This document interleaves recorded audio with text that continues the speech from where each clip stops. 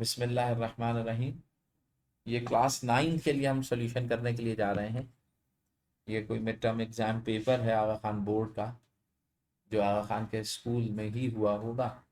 तो वो हम देख रहे हैं। आगा खान बोर्ड से एफिलिएटेड स्कूल्स हैं बहुत सारे, तो वहाँ पे किसी स्कूल का ये पेपर है। ये कंटेंट हमें नेट पे से मिला था, तो वही हम देख। अब ये कह रहा है रेजोल्यूशन ऑफ मॉनिटर। मॉनिटर की जो रेजोल्यूशन होती है, रेजोल्यूशन वो किस चीज़ पे डिपेंड। रेजोल्यूशन यानी कि ये स्क्रीन जो होती है उस पे जो इमेज अपेयर हो रही है। बस बस बस बस बस। सही, उठा। स्क्रीन पे जो इमेज अपेयर, देखिए, एक होते हैं नंबर ऑफ कलर्स। जब मैं ये देखता हूं कि कितने कलर्स पे इमेज बनी है, तो हम ये देखते हैं कि कितने टाइप के कलर्स या कितने नंबर ऑफ कलर्स उसमें, वो चीज कलर्ड कितनी है, वो एक अलग कॉन्सेप्ट होता है। जब मैं रेजोल्यूशन की बात करता हूं तो मुझे ये पता लगता है कि उस पिक्चर को कितने डॉट्स या पॉइंट्स के साथ मिला के बनाया गया। अब ये बताइए कि अगर डॉट्स जो कि यूनिट डॉट है, उसका साइज अगर बड़ा हो गया, तो स्क्रीन के ऊपर डॉट्स क्या आएंगे, कम। नहीं समझे भाई? इतने बड़े स्क्रीन पे अगर मैं एक डॉट का साइज बढ़ा दूं, तो नंबर ऑफ डॉट जो स्क्रीन पे अपेयर हो रहे होंगे वो काउंट में क्या होंगे, लेस होंगे, कम होंगे। जब काउंट में वो कम हुए तो इसका मतलब क्या है कि उसकी रेजोल्यूशन भी कम होगी, और जो पिक्चर बन रही होगी, जो इमेज बन रही होगी, वो थोड़ी ब्लर होगी, धुंधली हो। नहीं समझे? अब होता यह है, आपने वो देखा है। अच्छा, जैसे जैसे आप रेजोल्यूशन बढ़ाते जाते हैं, वो पिक्चर वहीं पे क्या होती आती, शार्प। आपने ऑयल पेंटिंग देखी? ऑयल पेंट, ऑयल पेंटिंग जो होती है, या ऑयल पेंटिंग भी छोड़ दें आप, आपने ये जो वाटर कलर होता है ना, उससे जो पेंटिंग की जाती है, उस पेंटिंग को एक खास डिस्टेंस पर रख के देखो ना, तो उस पर जो इमेज बन रही होती है, वो आपको कुछ कुछ समझ में आती है ऑयल पेंट या वाटर कलर के अंदर, और कुछ कुछ समझ में नहीं आती अगर आप इस डिस्टेंस पर रखें। जब मैंने इस डिस्टेंस पे रखा है, तो इसका मतलब क्या है, मेरी आंख जो उसको देख रही है उसमें पिक्सल्स बड़े हैं। लेकिन जब मैं उसको फर्दर दूर लेके जाता हूं, तो इसका मतलब क्या है, पिक्सल्स उतने ही होते हैं, उसका कवर्ड एरिया क्या होता जाता है, कम होता है। जब कवर्ड एरिया कम करोगे, इतने ही हिस्से में आप जब पिक्सल बढ़ाओगे, तो नंबर ऑफ पिक्सल्स क्या होते जाएंगे, बढ़ते जाएंगे। तुम देखो कि वो इमेजेस जो आप थोड़े से डिस्टेंस के ऊपर देख रहे होते हैं वाटर कलर या ऑयल पेंट की, वो आपको बिल्कुल क्लियर और शार्प दिखाई देगी। नहीं समझे? तो इसका मतलब क्या है कि इमेज की शार्पनेस जो होती है, वो हमारे एक जानने वाले थे, बल्कि रिश्तेदार थे, वो वाटर कलरिस्ट थे। तो वो ना पेंट किया करते थे। मैं छोटा सा था उस वक्त, मुझे याद है। वो क्या करते थे कि उन्होंने ना, वो कश्तियां बनाते थे, कश्तियों की होती है ना ये फिशरीज वगैरह पे, वहां पे जाके ना वाटर कलर से बनाते हैं। वाटर कलर बहुत मुश्किल होता है, ऑयल के अंदर तो आप संभाल जाते हैं, वाटर कलर संभलता नहीं। तो वाटर कलर से पेंट यानी कि उसमें टाइम कम होता है, आपने जो स्ट्रोक लगा दिया, लग गया, वो फिर आप चेंज नहीं कर सकते। तो उन्होंने ना, ये मेरे अपने सामने का वाक़या है, जो स्किल्स होती है ना, एक्सपर्टीज, वो इस लेवल पे होती है कि उन्होंने कश्ती के साथ ना एक बंदे को दिखाना था। तो उन्होंने वो जो ब्रश के अंदर पानी लगा हुआ था और कलर था, उसके साथ ही ऐसे हाथ मारा और यूं कर दिया। अच्छा, करने के बाद वो देखो तो आपको पता ही नहीं लगे कि क्या चीज बनी है। आप समझेंगे कि बंदे का एक हल्का सा हेवला बना।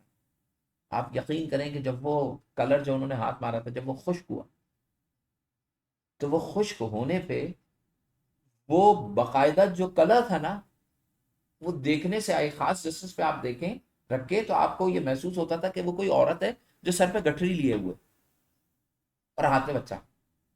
जब बना रहे थे उस वक्त नहीं अंदाजा था आपको, लेकिन करने वाले की स्किल्स इस लेवल पे पहुंच चुकी होती हैं कि उसको पता होता है कि मैं कहाँ पे ब्रश चला रहा हूं, तो इसका इम्पैक्ट खुश होने के बाद क्या आएगा। ये बहुत ही एक्सट्रीम लेवल के ऊपर होता है। यानी कि बनने के बाद आपको पता लगेगा कि क्या चीज आपके सामने बन गया।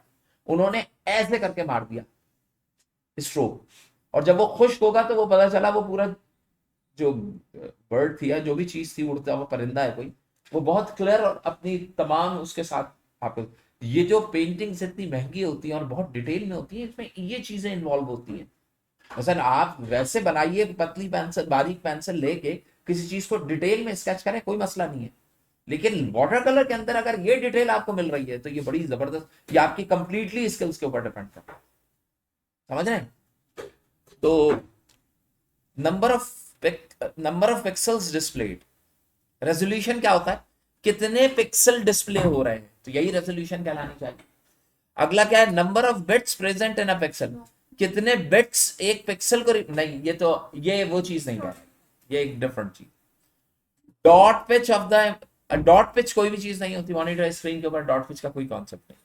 और type of monitor, different type के मॉनिटर्स के रेजोल्यूशन सेम भी हो सकती है। तो रेजोल्यूशन असल में बताते हैं कि एक सर्टेन एरिया में कितने पिक्सल्स काउंट करें आप, तो वो डिस्प्ले हो रहा है। समझ रहे हैं, तो ये आपके पास कॉन्सेप्ट आता है। अब अगला है हब। आप जानते हैं नेटवर्किंग डिवाइस है। ये इंटेलिजेंट होता है या नहीं होता, दो चीजें होती हैं। पहले हब को इंट्रोड्यूस कराया गया, हब के बाद इंट्रोड्यूस क्या कराया गया, स्विच। बाद में क्या आया, नहीं ना, इन दोनों में से बाद में क्या आया बेटे, इन दोनों में से बाद में क्या आया, मतलब ये जो दो चीजें लिखी हैं हब और स्विच, इनमें से आखिर में कौन सा आया है, बाद में कौन सा इंट्रोड्यूस हुआ, स्विच। यही तो पूछ रहा हूं, और क्या कर, जो चीज बाद में इंट्रोड्यूस कराई जाएगी वो ज्यादा इंटेलिजेंट होनी चाहिए या प्रीवियस, बाद वाली। तो इसका मतलब क्या है, स्विच जो होता है वो ज्यादा इंटेलिजेंट होता है, यानी कि एक राउटिंग टेबल होता है ये अपने पास मेंटेन करता है बाकायदा हर एक से। हब का काम क्या होता है, हब को जब, हब भी एक ऐसी डिवाइस होती है जो नेटवर्किंग के लिए इस्तेमाल होती है, पढ़ा है हब। तो उसमें क्या होता है कि जो डाटा आता है हब तमाम पोर्ट्स के ऊपर क्या कर देता है उसको, यानी कि वो ब्रॉडकास्ट करता है। जबकि स्विच क्या करता है, जो डाटा आता है उसका एक सर्टेन एड्रेस होता है, उसका एक एड्रेस टेबल होता है, उस एड्रेस टेबल आईपी एड्रेसेस से बना होता है, वो देखता है किस मशीन के पास भेजना है, फिर उस पर्टिकुलर मशीन को सेंड कर रहा है। ये काम किसका होता है, तो स्विच जो होता है वो एफिशिएंट भी होता है और ज्यादा एक्यूरेट भी होता है और इंटेलिजेंट भी होता है। नहीं समझे, तो बताइए हब जो होगा, स्टार टोपोलॉजी में इस्तेमाल हो सकता है हब, हब हो सकता है इस्तेमाल, क्योंकि हब का काम क्या कर रहा होता है, सेंटर में खुद होता है और बाकी तमाम सिस्टम उसमें क्या होते हैं, कनेक्टेड होते हैं। रिंग के अंदर एक सिस्टम से तार निकला दूसरे सिस्टम में चला गया, दूसरे से निकला तीसरे में चला गया, तीसरे से निकला चौथे में। तो बताइए ये जब रिंग बन गया, जब ये रिंग आपके पास बना है तो इसके अंदर कोई सेपरेट नेटवर्किंग डिवाइस लगाने की जरूरत नहीं है। देखिए हब या स्विच आप उसी वक्त लगाएंगे जब आपके पास टोपोलॉजी कौन सी हो, स्टार। ट्री के अंदर क्या होता है कि आपके पास, ट्री ऐसे ही होता है ना, एक मेन ब्रांच होती है, इसके साथ यहां पे कनेक्ट किए हुए हैं आपने, ये कौन सी कहलाती है, बस। अगर एक बस के अंदर मल्टीपल बसेस बन जाए, एक एक बस के एक सिस्टम से और बसेस भी कनेक्ट हो, फिर इसके साथ एक और बस आपने कनेक्ट कर दी, फिर यहां पे इसके साथ एक और बस कनेक्ट कर दी, तो बसेस का कॉम्बिनेशन जो होता है वो बेसिकली किस चीज को फॉर्म कर रहा होता है, ट्री। लेकिन उसमें सिर्फ बसेस नहीं, मेनली बस से स्टार्ट करते हैं, उसके बाद डिफरेंट टोपोलॉजीज, यानी कि जैसे हम मैश कहते हैं, वो मिक्सअप मर्जअप होती चली जाती है, तो वो कॉम्प्लेक्स होता है ट्री। समझ रहे हैं, लेकिन बुनियादी तौर पे वो जो बेस कर रहा होता है वो किस पे बेस करता है, बसेस पे बेस। समझ रहे हैं, तो आपके पास क्या है, ये स्टार में आता है हब, ठीक है, जो मोस्टली यूज होगा। अच्छा, फॉर पर्सन, और हम स्टार के अंदर, स्टार की जो शेप होती है, जो शक्ल होती है, वो इसके रिलेटिव होती है। For personal identification we use, अगर मुझे पर्सन, सीएनआईसी होगा, नेशनल वो आइडेंटिटी कार्ड के लिए हम करते हैं कंप्यूटराइज, ठीक है। एमआईसीआर क्या होता है, magnetic ink character recognition, banking में इस्तेमाल होता है, बैंकिंग सेक्टर, याद है चेक्स में होता था। ओएमआर कहाँ होता है, कहाँ पे बेटी, कहाँ यूज होगा वो, वही तो बता रही है वो भी। हाँ बताइए, ग्रेड में, तो इसका मतलब क्या है कि ग्रेड की चेकिंग या एमसीक्यूज चेकिंग के लिए जो होते हैं, पेपर चेकिंग के लिए, उसमें मार्क की रिकॉग्निशन, क्योंकि देखें ये मैं अभी बताता हूँ, तो ये किसके लिए होगा, ग्रेड के लिए होगा, ये पेपर्स एमसीक्यूज पेपर्स चेकिंग के लिए यूज होगा। ओसीआर क्या मतलब, ओसीआर ये मैंने बताया था, और फिर हाँ वो डॉक्यूमेंट को रीड करेगा, पहले स्कैन करेगा आपके हाथ के लिखे हुए डॉक्यूमेंट और उसको वर्ड या टेक्स्ट फॉर्म में क्या कर देगा, कन्वर्ट।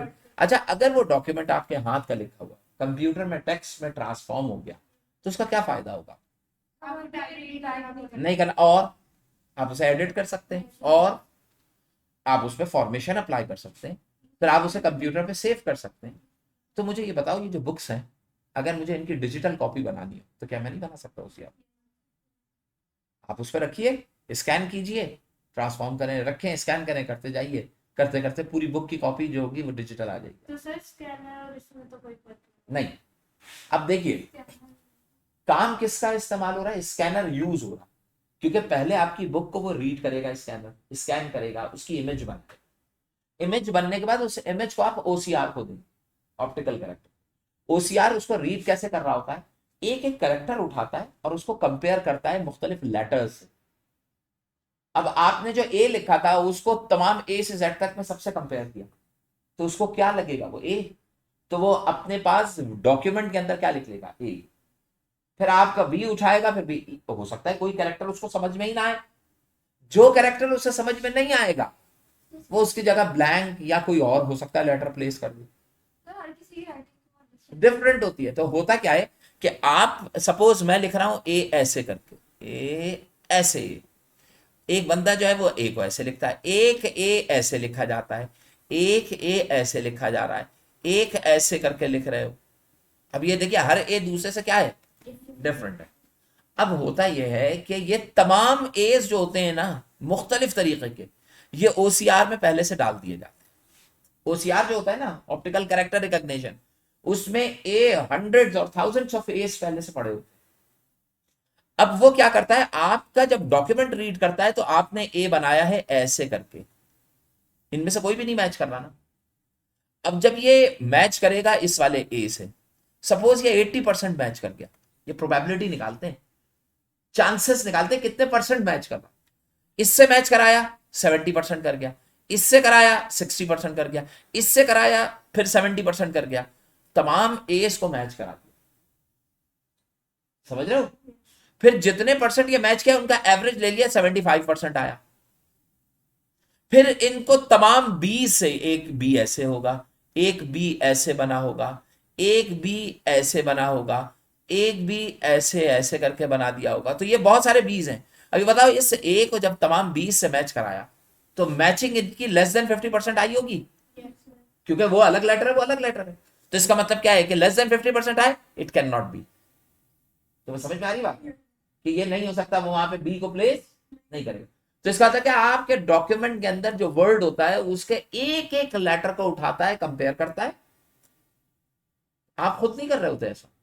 एक डॉक्यूमेंट या कोई इंस्ट्रक्शन जब आप रीड करते हैं तो अगर लिखा हुआ है मैश, तो आपका दिमाग क्या कर रहा है, पहले इसने पहले कैरेक्टर को उठाया, आपके दिमाग में जो ए बी सी डी लिखी हुई है उन सबसे मैच किया। किससे मैच किया, ये एम से। तो आपने अपने जहन में एम रखा, फिर ई रखा, फिर एस रखा, फिर एच, फिर इसकी एक फोनिक्स बिल्डअप की, फिर वो वर्ड जहन के अंदर आया, फिर उसके मीनिंग जहन में आए, फिर वो कंटेंट जहन में आया कि हमने मैश से रिलेटेड क्या काम किया था। ये सारा काम 1 सेकंड में हो रहा हो, समझ रहे हैं? तो कंप्यूटर भी यही काम इसी तरीके से इसी वे में कर रहा हो। तो ओसीआर जो है ना, ऑप्टिकल कैरेक्टर रिकॉग्निशन, लो भाई ये क्या हो गया, फाइल। तो जो ऑप्टिकल कैरेक्टर ओसीआर होता है ना, वो इस तरीके से, तो इसका मतलब क्या है, जो तुम्हारा डॉक्यूमेंट है उसको वो रीड करेगा, रीड करके टेक्स्ट डॉक्यूमेंट। आपने देखा कभी कभी पेपर में, आप कोई पेपर के अंदर क्वेश्चन पढ़ रहे होते हैं तो उसमें वॉट लिखा है WHAT, तो वॉट की जगह लिखा है WHOT। कभी कभी गलती से ऐसा आ जाता है। आप बताइए ओ और ए एक तरह के होते हैं? तो यार होते नहीं है क्या, ओ छोटा ऐसे बनाते हो, छोटा ए ऐसे बनाते हो, ये दोनों की सिमिलैरिटी है कि नहीं?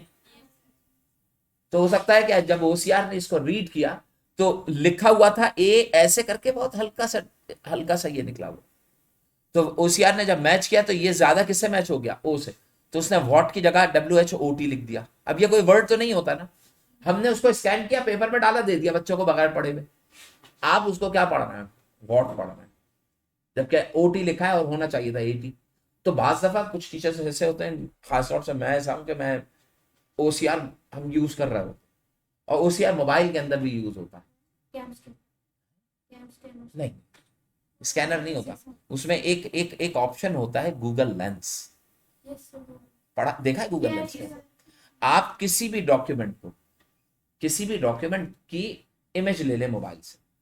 जब उस इमेज को आप ले लेंगे, कोई पिक्चर है ये वाली इमेज, इसको जब आप ले लेंगे ना, तो ले लेने के बाद उस इमेज पे क्लिक करेंगे तो वहां पे एक गूगल लेंस का ऑप्शन होता है। जैसे ही आप क्लिक करते हैं तो उस इमेज को वो पार्स करता है, रीड करता है, और पूरे टेक्स्ट को ट्रांसफॉर्म कर देता है एडिटेबल टेक्स्ट में। उसको कॉपी पेस्ट किया जा सकता है, उसको आप अपने डॉक्यूमेंट में पेस्ट करें, उसके ऊपर फॉर्मेशन अप्लाई करें, जैसा चाहें लिखें।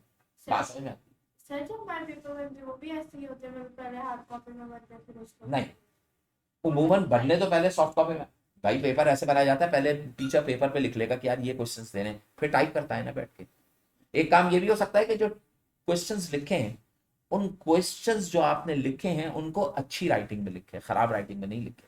अगर वो अच्छी राइटिंग में लिख गया है तो उसका आप स्नैपशॉट लें और उसको ओसीआर अप्लाई करें गूगल लेंस से, तो वो पूरा टेक्स्ट में ट्रांसफॉर्म हो जाएगा।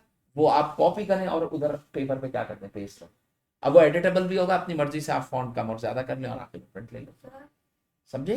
सर स्कैनर में से हम लोग तो पिक्चर भी कर सकते हैं कि उसमें ओआरसी का तो कोई काम नहीं। स्कैनर से जब आप स्कैन करते हैं तो असल में पहले पिक्चर स्कैन होती है।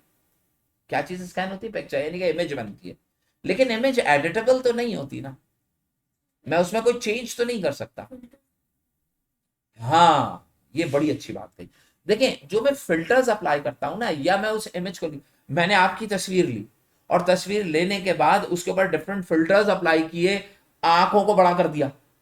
अब वो बड़ा करने के लिए एक तो फिल्टर्स होते हैं जो अप्लाई, इसके अलावा एक सॉफ्टवेयर होता है फोटोशॉप, एक होता है पेंट ब्रश। आप इसको इस्तेमाल करें और अपने चेहरे को जो बना हुआ होता है उसको चेंज कर दें, कोई फर्क पड़ेगा नहीं ना? आप कर सकते हैं ना ये काम।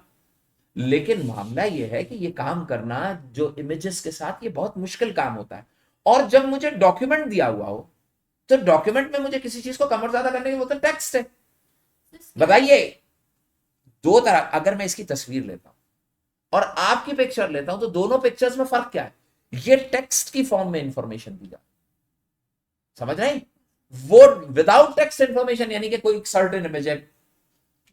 एक होता है with text image, without text image. आपकी जो तस्वीर है वो विदाउट टेक्स्ट इमेज है, उसका ओसीआर करने का कोई फायदा होगा? तो इसका मतलब क्या है? मैं अगर किसी बंदे की तस्वीर लेके उसको एडिट कर रहा हूं, तो वो ओसीआर से एडिट नहीं होगी। क्यों? क्योंकि उसमें आपने कोई टेक्स्ट तो नहीं लिखा हुआ ना। लेकिन अगर कोई टेक्स्ट डॉक्यूमेंट, कोई पेपर था तुम्हारे पास, तुमने उसकी इमेज ले ली, अब तुम उसको ओसीआर में कन्वर्ट करो, हो जाएगा कन्वर्ट। और अगर वो ओसीआर में कन्वर्ट हुआ, तो इसका मतलब क्या है कि वो ओसीआर कन्वर्जन जो होती है वो सिर्फ टेक्स्ट के लिए। आपकी खींची हुई तस्वीर में जितना टेक्स्ट होता है, वो तमाम का तमाम ओसीआर उसको क्या कर लेता है, ऑपरेट करता है। लेकिन इमेज को ऑपरेट नहीं कर। अब आपके चेहरे को निकाल के वो ओ तो नहीं लिखेगा ना कि गोल है, या ये लिख दे, वो तो सिर्फ टेक्स्ट उठाए। स्कैनर से एक इमेज ली तो सब वो ओसीआर से रीड नहीं करते, वो पेड़ भी नहीं होते। नहीं, स्कैनर से इमेज ले ली, हाथ में आ गई इमेज। स्कैनर से इमेज ले ली, हाथ में आ गई आपके इमेज। अब रुके, अब ये इमेज जो आ गई आपके हाथ में, ये आप पे डिपेंड करता है कि आप इसे ओसीआर को दें या ना दें। मतलब मैंने स्कैन करके रख लिया अपने पास, मैं उसको टेक्स्ट डॉक्यूमेंट में ट्रांसफॉर्म करना वर्ड डॉक्यूमेंट में नहीं चाहता, ना करो। लेकिन अगर मैं चाहता हूं तो मैं क्या करूंगा? अब मैं इसको किस में पार्स कराऊंगा? ओसीआर में डाल, ओसीआर उसे रीड करेगा, सुनो, उसको रीड करेगा। अगर वो आपकी शक्ल थी, उसमें टेक्स्ट नहीं था, तो ओसीआर उसको रीड करेगा और ट्रांसफॉर्म, तो वो बता देगा ना कि भाई इसमें टेक्स्ट अवेलेबल ही नहीं है। नहीं समझ में आई? ओसीआर को अगर मैं कोई इमेज देता हूं, आपकी पिक्चर दे देता हूं, तो ओसीआर उसको रीड करने के बाद क्या करना चाहिए? उसे कहना चाहिए कि हाँ भाई बड़ा अच्छा डॉक्यूमेंट दिया था तुमने। आपको क्या कहेगा? वो आपसे यही कहेगा ना कि जो जो आपने डॉक्यूमेंट एंटर किया है वो उस टाइप का नहीं है जो मुझे चाहिए था, वो तो टेक्स्ट बेस्ड है ही नहीं। कोई सीनरी ले ली और उसको ओसीआर में पार्स कर रहे हैं, पागलपन नहीं है। आप तो टेक्स्ट के लिए ओसीआर को यूज कर रहे हैं। तो ये ओसीआर बेसिकली उस टेक्स्ट के लिए आप क्या कर रहे होते हैं, इस्तेमाल कर। तो पर्सनल आइडेंटिफिकेशन के लिए सीएनआईसी होता है, ओसीआर, अच्छा ऑप्टिकल मार्क के लिए क्या होगा, इसके अंदर क्या होता है, एक कैरेक्टर को रिकॉग्नाइज किया जा रहा है, कैरेक्टर रिकॉग्निशन है ना, तो ये कैरेक्टर हुआ ना।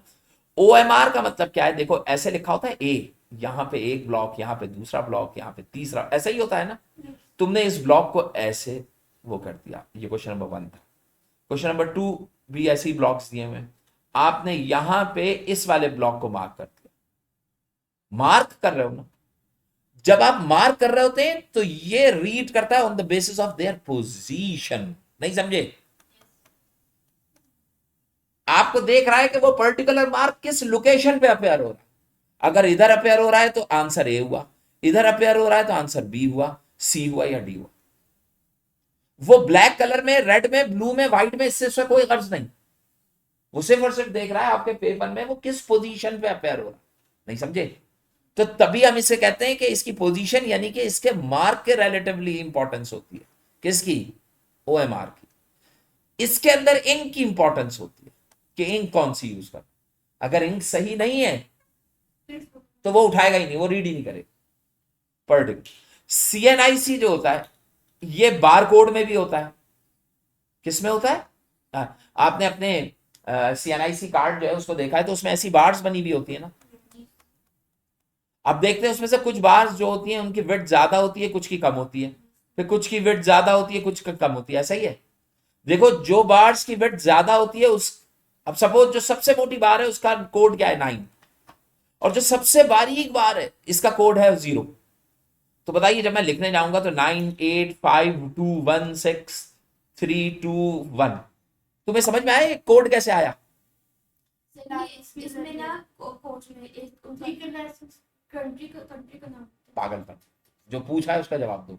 मैं ये कह रहा हूं कि जो नीचे कोड बिल्डअप हुआ है ये बार की विड्थ को उसने रीड किया, बार की मोटाई को रीड किया है, जितनी मोटी बार है वही कोड बना दिया। बार मोटी है तो 9, उससे पतली 8, उससे पतली 7, नहीं समझे। तो अगर 10 बार है तो 10 कोड आएंगे, 25 बार होंगी तो 25 कोड आएंगे। तो जो कोड जनरेट होगा वो एक डिफरेंट कोड होगा, उसके रिलेटिवली इंफॉर्मेशन। सर आपने कहा कि ये मतलब ये वगैरह रीड नहीं मतलब मैटर नहीं करती, तो कोई अगर पेंसिल से ही वो बना दे तो फिर से कहिए, अगर कोई पेंसिल से ही बना के स्कैन करे उसे तो वो नहीं रीड होगा। जो हम मैग्नेटिक इंक कैरेक्टर करते हैं ना उसमें चेक को एक मशीन में डालते हैं। अब बताइए चेक में सबसे बड़ी प्रॉब्लम क्या है, मेरे हाथ में चेक आ गया, जब मैं चेक को रीड करता हूं तो मुझे कंप्यूटर के ऊपर उसको इंसर्शन करनी है ना, नहीं समझ में, मुझे चेक की इंफॉर्मेशन कंप्यूटर पे लिखनी है ताकि मेरे पास जो चेक कैश हो रहा है उसका डाटा अपडेट हो जाए। अब मैं लिखने के लिए क्या करूंगा, चेक पहले पढ़ूंगा, नाम क्या है, उस बंदे का नाम लिखा है, एंटर किया तो अब वो सर्च कर रहा है किधर आया नाम, नाम के साथ फिर उसकी इंफॉर्मेशन, लंबा काम है ना, मुझे टाइप करना पड़ रहा है। आप क्या करते हैं, एक मशीन बनाते हैं स्कैनर, आप चेक उस मशीन में डालते हैं, मशीन के अंदर एक अलहदा किस्म की लाइट्स होती हैं जो उस चेक को रीड करती हैं, और उस लाइट में खसूसियत ये होती है कि वो मैग्नेटिक इंक को ही रीड कर पाती है, आम इंक को रीड नहीं करेगी जो आपने पेंसिल से लिखी हुई है। तो जो चेक के नीचे कोड लिखे हुए होते हैं वो उस स्पेसिफिक इंक से लिखे जाते हैं। अब एक बैंक का चेक जब आके उसमें से पास ऑन होता है तो वो जो चेक के नीचे कोड लिखे हुए होते हैं पहले उन कोड को रीड किया जाता है।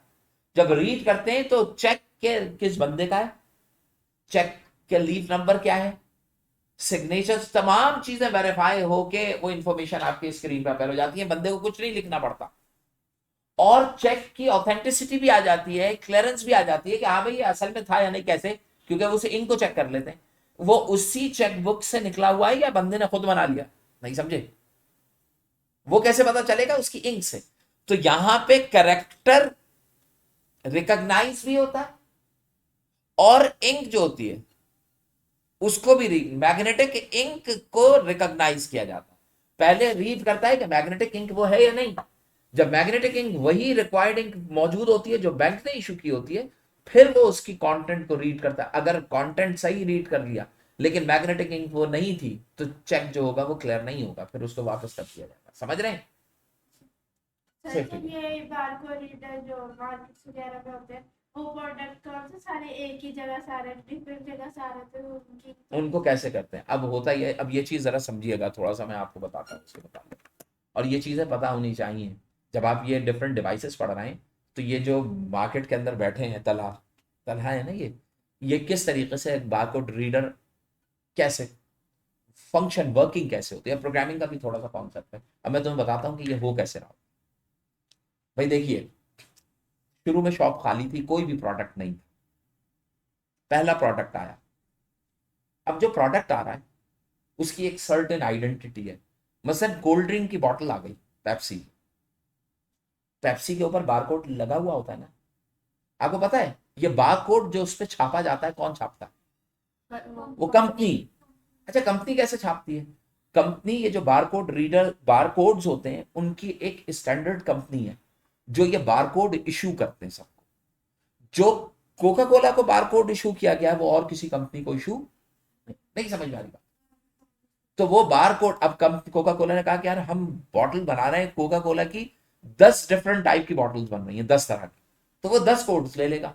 नहीं समझे? अगर 15 प्रोडक्ट है तो 15 कोड, 1000 प्रोडक्ट है तो 1000 कोड ले ले। लेकिन जो वो प्रोडक्ट के कोड्स लेगा वो कहीं और पे इस्तेमाल नहीं।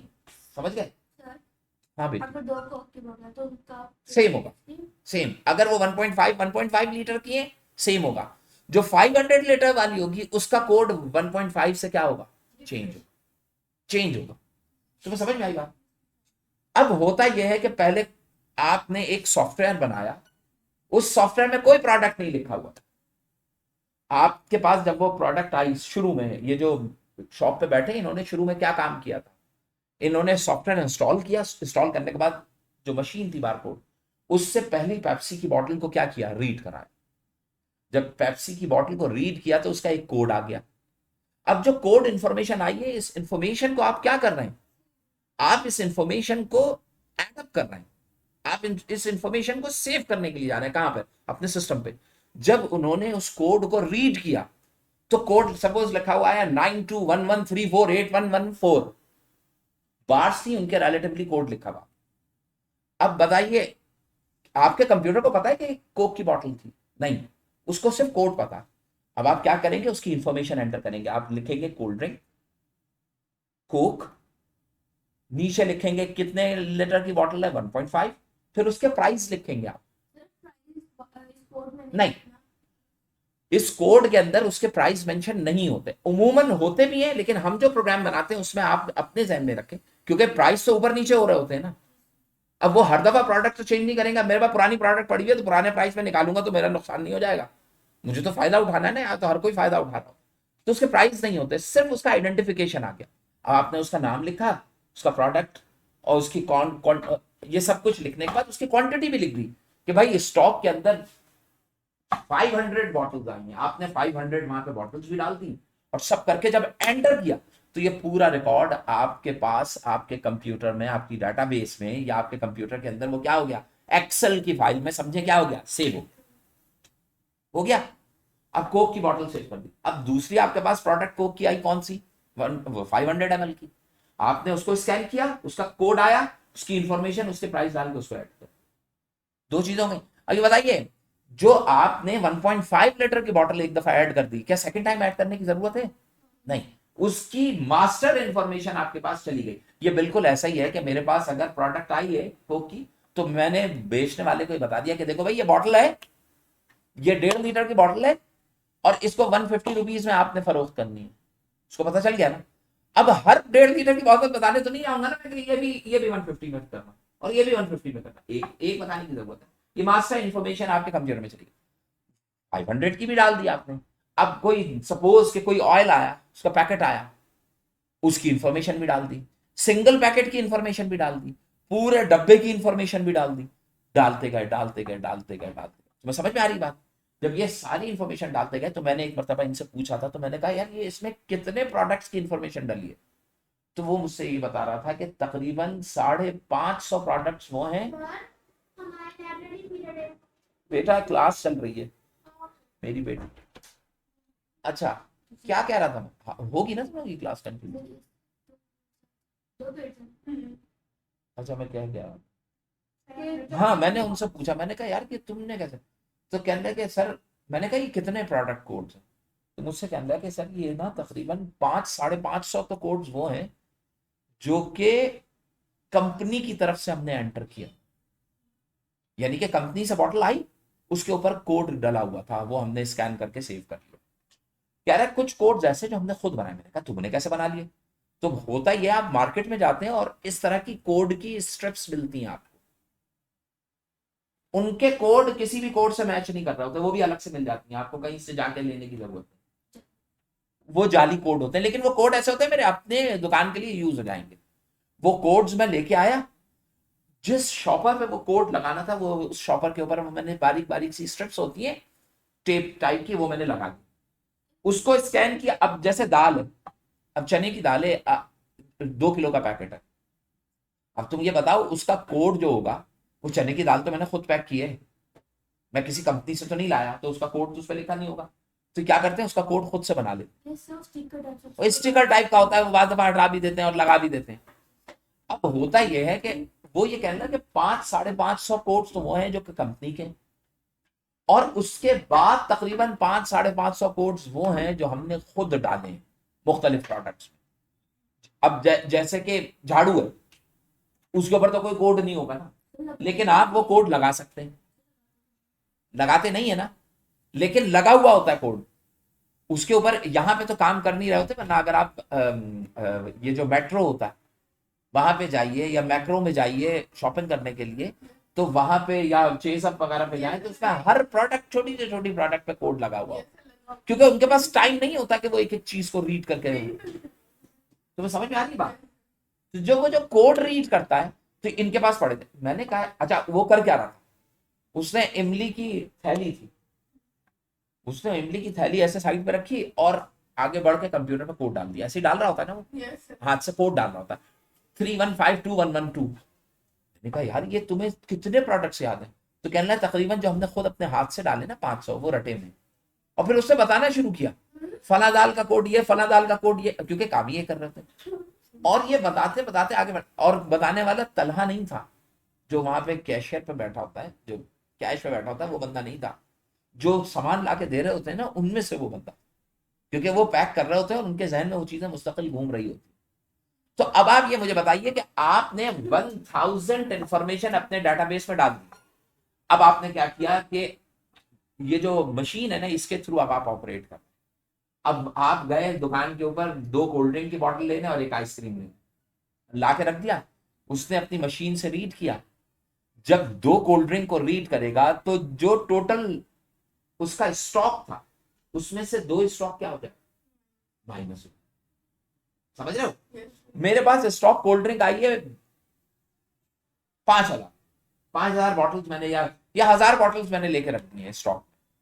अभी बताइए बॉटल्स कितनी रह जाएं कि मैं दोबारा से बॉटल्स मंगवा लूं? ऐसा तो नहीं कि कल आज बॉटल खत्म हो गई, अब मैं उसको भेज रहा हूँ कि लाओ, तो मुझे नुकसान नहीं हो जाएगा? मुझे तो ये सोचना चाहिए कि जब 100 बॉटल्स रह जाए ना, तब मैं उसको भेजूं। तो मैं क्या करूंगा, यहाँ पे प्रोग्राम बनाऊंगा, उस प्रोग्राम में लिखूंगा कि अगर मेरे पास स्टॉक इज इक्वल टू 100 और लेस देन 100, तो क्या हो, एक मेल बने और वो सेंड हो जाए। जिधर वो सेंड होगी वहां पे वो मेल को रीड करेंगे और वो रिस्पॉन्स के तौर पे वो स्टॉक अप। अब मुझे ये बताइए कि इसके अंदर जो वो प्रॉब्लम होती थी कि माल पहुंचा नहीं, फंस गया बीच में, वो सारी कहानी गायब, किसी को करने की जरूरत नहीं, कंप्यूटर खुद से हैंडल कर। आपकी बात समझ में आ रही है? अब कल को मेरे पास कोल्ड ड्रिंक्स पड़ी हुई है बहुत सारी, कल को कोल्ड ड्रिंक जो 150 रुपीज की थी वो बढ़ के 180 की होगी, अब क्या करूंगा? तो हम क्या करेंगे, कोड वही रहेगा, उसको ओपन करेंगे और उसमें प्राइस जो 150 थे उसको क्या कर देंगे, 180। जब 180 कर देंगे तो उसके ऊपर 180 के रिलेटिवली आ रहा होगा लिखा। समझ रहे हैं? तो अब मुझे ये बताओ, क्या हर प्रोडक्ट पे 180 लगाने की जरूरत है? नहीं। हो सकता है कि पहले वो 150 उस पर लिखा हुआ हो, लेकिन जब वो उसको स्कैन करेगा तो उसके रेट जो लिस्ट पे जाएंगे वो 150 नहीं जाएंगे, वो जाएंगे कितने, 180। तो आपको उसका नुकसान नहीं होगा। तुम्हें समझ में आ रही है? अच्छा, बाज दफा आपने ये भी देखा होगा, तेल के जो पाउच होता है उसको स्कैन कर रहा होता है, नहीं होता इसका, फिर उसको सीधा करके साफ करके स्कैन करना है, टेढ़ा मेढ़ा कर, क्यों? क्योंकि जब वो रीड करता है तो वो सरफेस कर्व्ड होती है, फिर रिफ्रैक्ट कर जाती है, रेज रिफ्लेक्ट नहीं करती, तो उसको रीड करके कोड नहीं जनरेट कर पा रहा। तो फिर वो क्या करता है, जब नहीं होता तो क्या करता है बताओ,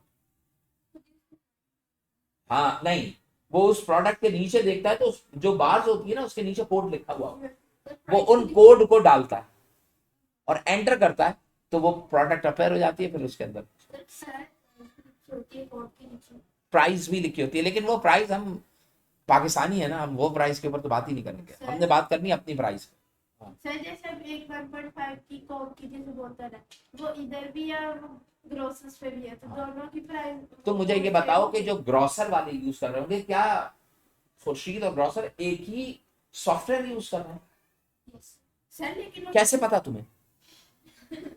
मुझे ये बताएं, आप एक अलग घर में रहती हैं और ये एक अलग घर में रहते हैं, ठीक है, दोनों अलग अलग घर में रहते हैं, दोनों खाना बनाते हैं, क्या दोनों के यहाँ एक ही ब्रांड की पतीलियां होनी चाहिए? खाना तो आप भी पका के, बिरयानी आप भी अच्छा बना के दे रही है, वो भी बना रही है, लेकिन ये बताइए कि टेस्ट भी एक जैसा है, लेकिन ये बताइए कि क्या एक ही जैसे यूटेंसिल्स में आपने कुकिंग की होगी? नहीं ना, जरूरी तो नहीं है। ओ भाई नामुमकिन है, ऐसे चांसेस हो ही नहीं सकते। आप बहने होंगे तभी आप ये काम कर रहे होंगे, या हमेशा सामान एक साथ लेने के लिए। उमूमन जो शॉप्स होती है, चूंकि वो इंडिपेंडेंट होती है, अपने अपने सॉफ्टवेयर लोगों से बनवाते हैं। ग्रोसर ने वो सॉफ्टवेयर मुझसे बनवाया, आपसे अलहदा बनाया, आप स्कैन करके अलहदा रख रहे हैं, वो लोग अलग रख रहे हैं, तो उनके कोड्स भी क्या होंगे? डिफरेंट। अब ग्रोसर का प्रोडक्ट, जो ग्रोसर ने कोड खुद अपना जनरेट किया होगा, वो कोड अगर मैं यहां पे खुर्शीद के पास चलाऊं तो नहीं चलेगा, लेकिन कोक की बॉटल जो ग्रोसर ने कोक की कंपनी से उठाई होगी, उसका कोड और खुर्शीद का कोड दोनों आपस में क्या कर रहा होगा? मैच कर। समझ में आती है बात? क्योंकि वो तो एक कंपनी की बॉटल्स के पहले से लगे हुए कोड्स को रीड कर। मतलब वो ऐप बनाना पड़ेगा हर बारी नहीं, जब एक दफा एक दुकान को एस्टेब्लिश किया जाता है तो एक दफा वो एप्लीकेशन बनती है। और दुकान के लिए अलग। अब मैंने एक एप्लीकेशन बना ली खुर्शीद के लिए, अब जो ग्रोसर था उसने भी मुझी से कांटेक्ट कर लिया, आपके पास नहीं गए, उनको पता था कि आप इंतहाई थके हुए प्रोग्रामर हैं, आपको नहीं आती प्रोग्रामिंग करनी, ठीक है, वो मेरे पास आए और मुझसे भी मांगने लगे, तो मैंने कहा ठीक है, ये वाला तुम भी ले लो। तो अब बताओ, एक ही दुकान पे दो तरह के प्रोडक्ट। अब हो सकता है कि आपके पास एप्लीकेशन सेम हो, लेकिन प्रोडक्ट क्या सेम होंगे? जरूरी तो नहीं है ना भाई, कुछ चीजें वहां पे ज्यादा होंगी, कुछ चीजें यहाँ पे ज्यादा होंगी, कम होंगी, लेकिन ये एप्लीकेशन किसके ऊपर? यानी कि ये तुम्हें समझ में आया कि जब मैं कहता हूं बार कोड रीडर, बीसीआर, तो तुम्हें फौरी तौर पे जहन में आना चाहिए कि बार है। बताओ, जब मैं बार को रीड करूंगा तो बार की लोकेशन की बेस पे रीड करूंगा या उसकी विड्थ की बेस पे? विड्थ की। जब मैं मार्क को रीड करूंगा तो मार्क की विड्थ की बेस पे या मार्क की लोकेशन? लोकेशन की बेस। समझ रहे हो? जब मैग्नेटिक इंक होगी तो इंक की क्वालिटी की बेस पे रीड कर सकूंगा, और ओसीआर कैरेक्टर बेस पे रीड। ये बहुत ही इंपॉर्टेंट कॉन्सेप्ट्स हैं। ये जो चीजें हमने आज पढ़ी हैं, ये सीआरक्यूज में भी इनके क्वेश्चन बनते हैं, एमसीक्यूज में भी, लेकिन मैंने तमाम चीजें आपको डिटेल में बता दी और अब आप कर सकते हैं। आगे चलूं? नहीं, थकना नहीं चाहिए। पिछली दफा हम बहुत थके, बहुत आराम किया हमने, चलने देना, अभी टेंशन क्यों ले रहे? आहिस्ता आहिस्ता हल्का हल्का तो पढ़ना है आपको, ना मैं उठा रहा हूं ना बिठा रहा हूं। अच्छा भाई, देखो भाई, पढ़ो। If two workstation on shared Ethernet by to access LAN at the same time. ये नहीं है मतलब, इधर का नहीं। एक ईथरनेट है, सुन तो लो, पढ़ तो लिया करो मेरा बच्चा। मकसद ये नहीं होता कि मेरा नहीं है तो मैं उसको उठा के फेंक दूं। आप देखें कि अगर बिलफर्ज ये क्वेश्चन एग्जाम में आ जाए तो क्या आंसर कर सकेंगे। जो मैंने थ्योरी पढ़ी है, क्या उससे कहीं पे ये लिंक कर रही है? अब ये कह रहे हैं कि दो वर्क स्टेशन हैं। वर्क स्टेशन समझते हैं? मसलन एक लैब 1 है यहाँ पर और एक लैब 2 है, ये दोनों जगह अलग अलग नेटवर्क है, ये नेटवर्क 1 है, ये नेटवर्क 2 है। अब ये कह रहा है कि ऑन शेयर्ड, इन दोनों नेटवर्क्स को आपस में शेयर कराया गया एट द सेम टाइम, इन दोनों के को आपस में क्या करा दिया? शेयर करा दिया एक डिवाइस के थ्रू। दिस रिजल्ट, अगर मैं दोनों को शेयर करा तो इसमें क्या प्रॉब्लम आई? एक्सीडेंट तो नहीं होगा, वो तो रोडों पे होता, ये तो कंफर्म। नहीं, if two work station shared Ethernet bye access the, अब लैन, अब दो ईथरनेट, अब एक बंदा है, ये सारे कनेक्टेड हुए में, एक बंदे ने एक ही टाइम पे इसको भी, यानी कि ये एक सिस्टम था, इस सिस्टम को दो लोगों ने एक साथ रिक्वेस्ट भेज दी, चाहे वो सिस्टम के अंदर हो चाहे बाहर हो। तुम्हें समझ में आ रही बात? समझ में आ रही बात? यानी कि एक पॉइंट है, ये पॉइंट जो है ना ये है सर्वर, इसका काम वर्क स्टेशन, इसका काम क्या है कि वो आपको सर्विस प्रोवाइड करे। अगर मैंने और किसी और ने दोनों ने एक ही लम्हे रिक्वेस्ट भेज दी तो सर्वर ये कहेगा ना मैं आपको सर्विस प्रोवाइड करूंगा, इनको करूंगा। नहीं सर, फिर एक टाइम पे सिर्फ एक ही जाए। तो मामला ये है कि एक वक्त में एक ही सर्विस आनी चाहिए ना, और एक वक्त में अगर एक सर्विस चली गई है और वो उसको सर्विस प्रोवाइड कर रहा हूं मैं इनको, तो अगर इनकी तरफ से रिक्वेस्ट आएगी तो मैं इनको किस पे रखूंगा, वेट पे रखूंगा। बात समझ में आया? लेकिन ऐसा मुमकिन भी हो सकता है कि एक ही टाइम पे दोनों रिक्वेस्ट आ गई, समझ रहे हैं? जब ऐसी रिक्वेस्ट एक ही टाइम पे आ जाती है ना तो क्या चीज फॉर्म हो जाता है, डेडलॉक। डेडलॉक का मतलब क्या है, एक ही इंस्टेंट पे दो रिक्वेस्ट आ गई तो वो आप एक ऐसे लूप में लग जाएंगे। अब मतलब मुझे पता है कि जो मुझे पहले भेजेगा ना रिक्वेस्ट मैं उसे पहले इंटरटेन करूंगा। मुझे बताओ अगर एक ही इंस्टेंट पे दोनों रिक्वेस्ट आ गई तो मैं हाथ बांध करके बैठा ही नहीं रहूंगा, मैं यही सोचता रहूंगा कि इनको भेजूं या इनको भेज देता हूँ, लेकिन इनकी रिक्वेस्ट भी तो आएगी, इनको भेज देता हूँ लेकिन इनकी रिक्वेस्ट भी आएगी। ये बताइए लूप में लग गया, ये चीज कहलाती है क्या, डेड। टर्मिनेशन याद है क्या करते थे, टर्मिनेटर्स लगाते थे एंड के ऊपर, जब आपके पास वो कौन सी थी, बस बस टोपोलॉजी। तो डेडलॉक के अंदर क्या होगा कि मैं हैंग कर जाऊंगा, मैं ना आपकी रिक्वेस्ट को एक्सेस कर पाऊंगा, सर्विस प्रोवाइड कर पाऊंगा ना, तो सिस्टम हैंग हो जाएगा। सिस्टम हैंग होता है, सिस्टम हैंग क्यों होता है कि जब आपने कोई गेम चलाया कुछ कर, अब अचानक गोल चलने लगा, अब आप लगा के बैठ जाए, अगर 2 घंटे तक वो चल ही रहा है तो इसका मतलब क्या है, डेडलॉक में चला गया। डेडलॉक का मतलब क्या है, सिस्टम हैंग हो गया है, एक ही इंस्टेंट में दो सर्विसेज प्रोवाइड करने की कोशिश कर रहा है पागल, और वो कर नहीं सकेगा। बताइए मैं बहैसियत इंसान अगर दो लोग सवाल एक साथ कर दें तो मैं कहूंगा सबर करो इनको, या आप सबर करो उनको कहूंगा। कंप्यूटर के अंदर ये नहीं होता, कंप्यूटर टाइम देखता है और एक्शन करता है। तो ये डेडलॉक होता है, डेडलॉक को रिमूव करने के लिए टाइम स्लाइसेस किए जाते हैं और आखिर में स्लाइस करके ये अंदाजा लगा लिया जाता है कि पहले रिक्वेस्ट किसकी आई। एक सेकंड तो बहुत बड़ा टाइम है। स्लाइस करने का मतलब क्या है कि उस सेकंड के 1000 हिस्से कर लिए, उस 1000 हिस्से में तो पता चल जाएगा ना, 2000 10,000 हिस्से कर लिए तो पॉसिबिलिटी फिर बहुत कम होती जाती है ऐसा होने की। बात समझ में आती है? चांसेस बहुत कम होंगे कि 10,000वां हिस्सा भी सेम आ जाए। तो इसका मतलब क्या है कि इसको इस टाइम स्लाइस करके उसको हैंडल किया जाता है। अच्छा, कोलिजन टकराव कहलाते हैं, यानी कि आपने एक मैसेज भेजा, दूसरा मैसेज उससे कोलाइड कर गया तो ना उसके पास पहुंच सका ना उसके पास पहुंच सका, गायब हो गया, डिस्टॉर्ट हो गया, मैसेज के अंदर एरर आ गया, तो ये कोलिजन के अंदर होता है। लेकिन कोलिजन हम पढ़ते नहीं, आगे चले भाई। ठीक है, डेडलॉक समझ गए। एरिया ऑफ सिटी बताइए, लैन तो नहीं होगा, मेट्रोपॉलिटन एरिया ये मुमकिन है। पैन बंदे का होता है, वैन इंटरनेट होता है ओवरऑल, तो ये क्या होगा, मैन। समझ गए?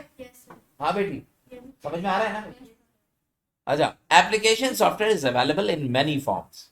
एप्लीकेशन सॉफ्टवेयर बहुत सारे तरीके से मौजूद होते हैं, एक्सेप्ट क्या कस्टम सॉफ्टवेयर हो सकते हैं एप्लीकेशन सॉफ्टवेयर? पैकेज पड़ा है ना, कस्टम पैकेज सॉफ्टवेयर। अब देखो एक एक करके ना, एक एक करके हम इसको पढ़ते हैं तो आपके थोड़ा थोड़ा दिमाग में आएगा। देखिए सबसे पहले एप्लीकेशन सॉफ्टवेयर देखो, देखो एप्लीकेशन सॉफ्टवेयर किसके लिए होते हैं, मेरे लिए या सिस्टम के लिए? आपके लिए, सिस्टम के लिए तो नहीं होते ना। अब इसमें देखो कस्टम सॉफ्टवेयर, ऐसे सॉफ्टवेयर जिन्हें कस्टमाइज किया जा सके। मसलन मैं तुम्हें बताता हूँ कस्टमाइज कैसे। माइक्रोसॉफ्ट वर्ड बना के मुझे दे दिया, आप जानते हैं ये कस्टमाइज सॉफ्टवेयर है कैसे? मैं हूं माइक्रोसॉफ्ट वर्ड पे हूं और मैं माइक्रोसॉफ्ट वर्ड के ऊपर एक मैं सेक्रेटरी हूं, या एक सेक्रेटरी हूं किसका, कोई लॉयर, वो मुझे चीजें लिखवाता है और मैं उसको टाइप कर लेता हूं। अभी बताइए जो माइक्रोसॉफ्ट वर्ड में यूज कर रहा हूं उसके अंदर जो मेरी बुक होगी, यानी कि जो मेरी डिक्शनरी होगी, वो कस्टमाइज्ड होगी किसके हवाले से, लॉ के हवाले से। कंटेंट जो फॉर्मेट इस्तेमाल कर रहा हूँ वो तमाम लॉ के हवाले से। तो एक खास तरफ लिंक नहीं कर गया मैं, अब अगर मैं किसी ऑफिस में काम कर रहा हूं तो उस ऑफिस की जो कस्टमाइजेशन, अगर मैं किसी स्कूल में काम कर रहा हूं तो मेरे पास ऊपर फॉर्मूला है और मुख्तलिफ चीजें लिखी हुई होंगी। हाँ, अगर कोई उर्दू का टीचर है तो वो उर्दू के फॉन्ट के ऊपर अपना सॉफ्टवेयर कस्टमाइज कर दे। कस्टमाइज समझ में आया? हर बंदा अपनी रिक्वायरमेंट के रिलेटिवली उसको क्या कर ले, चेंज करे, उसको इस्तेमाल करे। नहीं समझे? मोबाइल हर एक का कस्टमाइज होता है ना, तो मोबाइल के अंदर जो एप्लीकेशन सॉफ्टवेयर, तो एप्लीकेशन सॉफ्टवेयर कस्टमाइज हो सकते हैं। अच्छा, पैकेज सॉफ्टवेयर, ऐसे सॉफ्टवेयर जिनमें पैकेजेस हो। मसलन एक सॉफ्टवेयर आया, उसका एक और आपके पास अपग्रेडेड पैकेज आ गया। मसलन विंडोज के पैकेजेस आ रहे होते हैं ना, विंडोज भी एक सॉफ्टवेयर है। पहला पैकेज आया, विंडोज आपको दे दिया गया, उसमें कुछ एरर्स आ रहे थे, उन एरर्स को रिमूव करने के लिए एक पैकेज दिया, आपसे कहा इस पैकेज को विंडोज के साथ पुराने वाले के साथ एम्बेड कर दें तो वो एरर्स खत्म हो जाएंगे। नहीं समझे? तो ये कहलाते हैं पैकेजिंग सॉफ्टवेयर। तो ये आपके पास जो वो एप्लीकेशन है उसे पैकेजिंग। कस्टम भी होता है, सिस्टम और device driver. Sir system software तो अलग है ना? सिस्टम सॉफ्टवेयर तो वो सॉफ्टवेयर होते हैं जो एप्लीकेशन नहीं नहीं होते। और सर डिवाइस ड्राइवर भी डिवाइस ड्राइवर भी वो होते हैं जो एप्लीकेशन। नहीं होते। तो अब मेरे साथ प्रॉब्लम ये आ रही है कि ये दोनों ऑप्शंस मुमकिन नहीं। नहीं, मुमकिन हो सकते हैं आंसर में। हाँ आंसर में आंसर में मैं ये भी लिख सकता हूं और ये भी। ये भी। लेकिन अब मैं आंसर में जब दोनों को मार्क करने के लिए जाऊंगा तो बताओ, सिस्टम सॉफ्टवेयर में बहुत सारे सॉफ्टवेयर आते हैं, तो फिर है डिवाइस ना, लेकिन डिवाइस ड्राइवर्स स्पेसिफिक है। तो बताइए, जब मैं आंसर लिखने के लिए जा रहा था तो मुझे स्पेसिफिक आंसर लिखना चाहिए, जनरलाइज?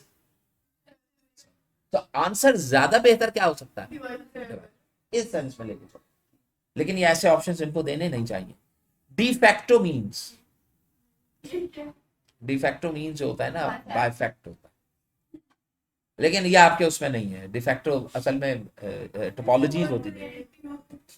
कैथोड रेज ट्यूब मैंने बताया था ना, उसने इसको सीआरओ पढ़ाया था, जिसके अंदर बीम ऐसे आ रही होती है फिर फ्लक्चुएट कर जाती है लेफ्ट राइट, हैवी होता है। तो बताओ, कैथोड रेज ट्यूब है साहब, क्या वैक्यूम ट्यूब होती है वो? कैथोड रेज ट्यूब के अंदर जो टेलीविजन में ट्यूब होती है, क्या वो अंदर से वैक्यूम्ड होती है? सर वो तो पहले कंप्यूटर्स में लेकिन पहले ही कंप्यूटर में क्या वैक्यूम होती थी? यस, वैक्यूम हो भाई, वैक्यूम करने होता है हवा खींच ली जाए। बताओ, जो प्लास्टिक की बोतल में से हवा खींचते हो तो बोतल दब जाती है ना।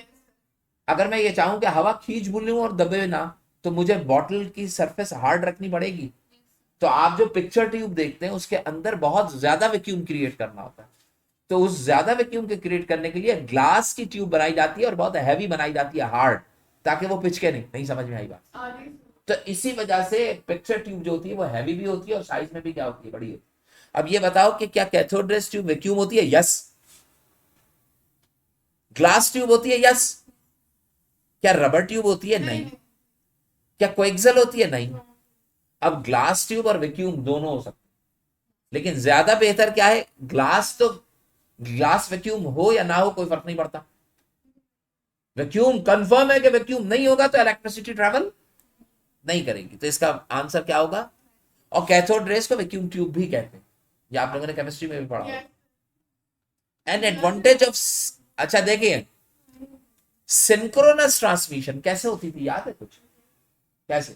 सर इसमें टाइम इंटरवल जो होता है वो सेम और एसिंक्रोनस में सेम नहीं होता। और सर इसमें पहले जीरोस और जीरो उनके एडिशनल बिट्स होते अच्छा, आपने जो टाइम इंटरवल और लिमिट बता रहे हैं ना, ये आपको नहीं बता। सिंक्रोनस और एसिंक्रोनस का एक मेजर डिफरेंस है, जिससे मुझे बताएं। सिंक्रोनस ट्रांसमिशन और एसिंक्रोनस ट्रांसमिशन, जैसे ये बैठी है ना आखिर में, अगर ये वहां जाके बैठ जाए और मैं यहाँ से डाटा इनको सेंड कर रहा हूँ, तो ये रिसीवर होंगे, मैं सेंडर हूंगा। रिसीवर और सेंडर के दरमियान में क्या लिंक बने कि जो डाटा भेजा जा रहा है वो रिसीवर वैसा ही रिसीव करे, ये कॉन्सेप्ट बताता है सिंक्रोनस और एसिंक्रोनस। अब बताओ, अगर मेरे और इनके दरमियान में पहले ही ये तय हो गया कि भाई एक पैकेट में 5 बिट का भेजूंगा, इतना बड़ा पैकेट आएगा, इससे छोटा बड़ा नहीं होगा, यानी कि एक पैकेट जो तुम कट करोगे वो 5 फुट का होना चाहिए या 2 फुट का होना चाहिए, इससे ज्यादा कम नहीं कट करना। जब 2 फुट हो जाए तो कट कर दोगे तो तुम्हारे पास डाटा रिसीव हो जाएगा, फिर अगला 2, फिर अगला 2, फिर अगला 2। या एक एक सेकंड पे कट करते जाओ, हर कट किया हुआ पैकेट सेम टाइम पे कट हो रहा है। तुम इसी वजह से कहते हो सिंक्रोनस में टाइम क्या होता है, सेम। जिसका मतलब क्या है, घड़ी लगा के बैठे, जैसे ही पैकेट रिसीव होता है वो पैकेट वहां से कट कर देते हैं, फिर अगला पैकेट रिसीव करने लग जाता है। जिसका मतलब क्या है, कंटिन्यूअस ट्रांसमिशन हो रही है सिंक्रोनस में, पैकेट कॉन्स्टेंटली कंटिन्यूअस रिसीव हो।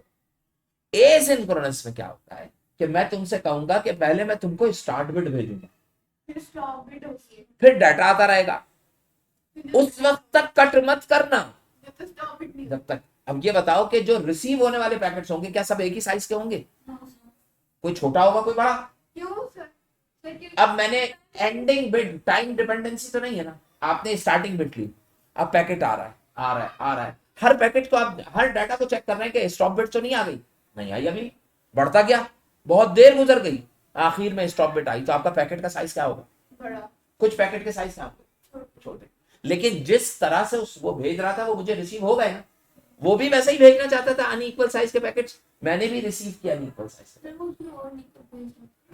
बट भाई जब तुम किसी को डाटा भेज रहे हो, जब तुम किसी को कोई पैकेट भेज रहे हो, जब तुम किसी को कुछ बुक्स भेज रहे हो, तो जरूरी है कि हर दफा 3 ही बुक भेजोगे। नहीं, हो सकता है कि तुम्हारा बंडल बहुत बड़ा बन जाए, बंडल छोटा बन जाए, उस वक्त छोटे और बड़े बंडल जो होंगे वो एसिंक्रोनस में जाएंगे, और उनको भेजने के लिए तुम्हें बताना होगा कि ये बुक शुरू हो रही है, यहाँ पे एंड है। लेकिन अगर मेरे और तुम्हारे दरमियान में तय हो गया कि 3 से ज्यादा एक बंडल में किताब मैं नहीं भेजता तुमको, तो ये ट्रांसमिशन क्या होगी, synchronous. Synchronous. Time dependent transmission synchronous, asynchronous transmission time dependent नहीं है। अब एसिंक्रोनस में आप ठंडे में भी बैठ सकते हैं, एंड बिट आ गई, अब कोई स्टार्ट बिट नहीं आ रही, तो आप बैठे रह गए, अभी डाटा ही नहीं आ रहा। लेकिन सिंक्रोनस ट्रांसमिशन में डाटा आता रहे, आप थक रहे होंगे, भाई अब आया क्यों नहीं भाई अभी, समझ रहे हैं, ये परेशानी होती है सिंक्रोनस में। एसिंक्रोनस में आप परेशानी में सताते जब स्टार्ट बिट आ गई, अब लग गए काम करने के लिए, एंड बिट आई बस बैठ गए, ये आसान नहीं है सुकून में। लेकिन किसी चीज के कुछ फायदे होते हैं। अब एसिंक्रोनस के अंदर डाटा ट्रांसमिशन क्विकली नहीं ट्रांसमिट कर सकूंगा, यहां पे कंटिन्यूअस ट्रांसमिशन हो रही है सिंक्रोनस ट्रांसमिशन। तो अब बताओ क्या कह रहा है, an advantage of synchronous over asynchronous transmission is simplicity होती है इसमें। क्या सिंप्लीफाइड होगा, क्यों, सिंक्रोनस होगा। बताइए। एसिंक्रोनस में starting bit I, ending bit I, फिर दरमियान में डाटा आया, इसके अंदर क्या है, टाइम लिमिट के ऊपर कट हो रहा है।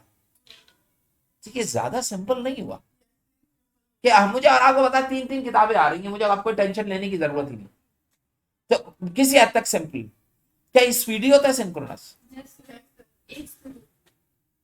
क्योंकि क्विकली ट्रांसमिट होगा data, no error checking.